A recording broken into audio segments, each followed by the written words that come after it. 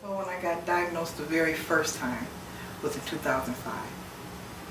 And I remember going to the doctor and running all these tests. And they sent me to Oakwood Hospital so that I could have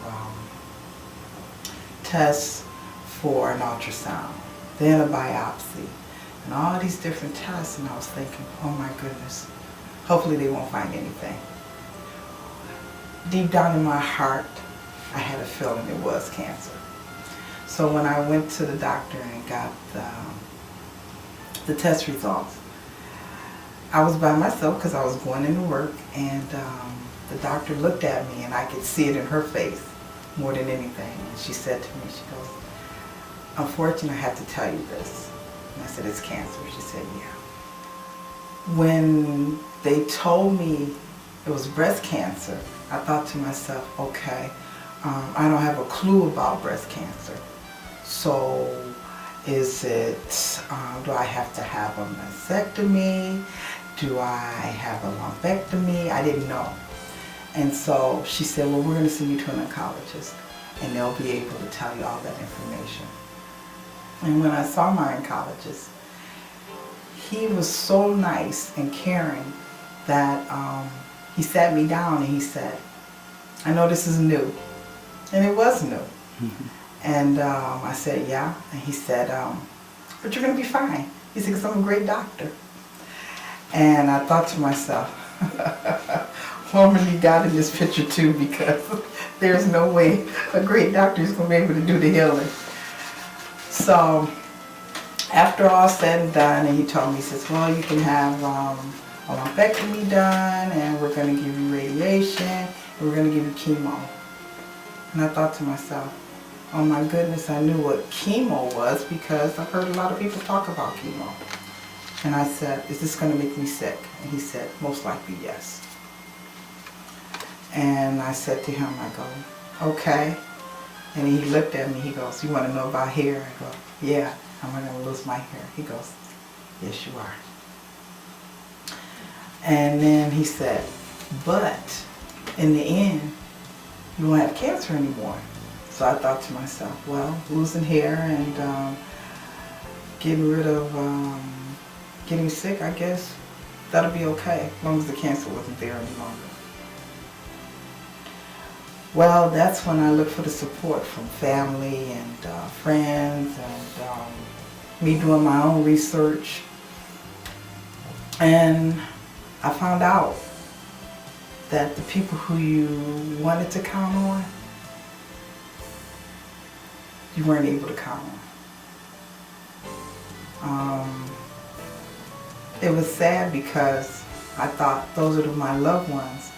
I definitely should be able to count on them. And it was like they were in denial that there was anything wrong with me. And my husband, definitely, he turned a corner and he just walked because he couldn't believe it. You know, my rock has breast cancer, so what am I supposed to do? My siblings, my sister has breast cancer, what are we supposed to do? My mother, my child has breast cancer, what am I supposed to do? Nieces, nephews, my own children, what am I supposed to do? And they didn't know what to do.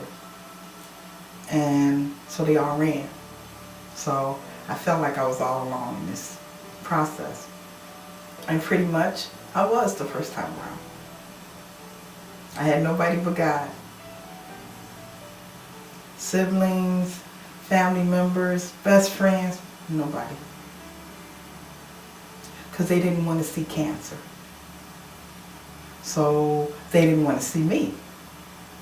So after that, I thought, okay, God, I guess it's just going to be me and you.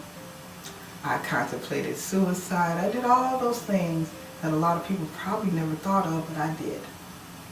And I remember sitting saying, I can't do this. I don't want to do this. I mean, just to sit in the bathroom and you have no control of anything. And I thought to myself, God, I can't do this. I don't want to do it. And he told me, you can do this. Don't worry about everybody else, just look to me. And that's when I realized that it was him who was going to get me through it. It was him who was going to see me through it. It was him who was going to do all the healing and everything that I needed done. So with all that, I thought, okay, I'm going to make it. And I did. I made it. I'm a survivor. Then I thought, oh, this is good. 9 years survivor. Oh my goodness gracious. You know, my doctor just decided, okay, Kim, we're going to take you off your medication. You are doing okay. And I got that ugly word again. Kim, it's cancer. And I thought, huh? Not again? 2014, I thought, are you serious? Really? Cancer again? I thought this was done. No, it came back. And I thought to myself, well, Lord, you were back there in 2005. You're definitely here in 2014. And the surprising part of it, all the people who weren't there decided to show up this time. My children were like, oh no, Mom, you're going to be fine. We're supporting you. We're right here. My husband, oh, don't worry about it. I got your back. Friends who I thought the first time around ran away from me. They were like, oh no, you got this one. God got your back.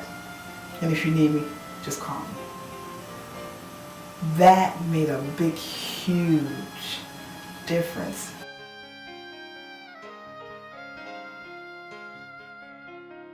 I would tell them that this is going to be a journey. And what they need to do is, first of all and foremost, take in everything that everyone's going to say. The doctor, the nurses, everything. And ask many, many questions. And if they, with this technology that we have now today, they can even Google different things that they're not understanding. Always take somebody who's going to encourage you to be able to say, it's okay, you're going to be a little weak, but I'm right here with you. Also, just don't give up the fight. Put it in your spirit that I have to, I want to, I need to live through this. I'm a survivor, twice.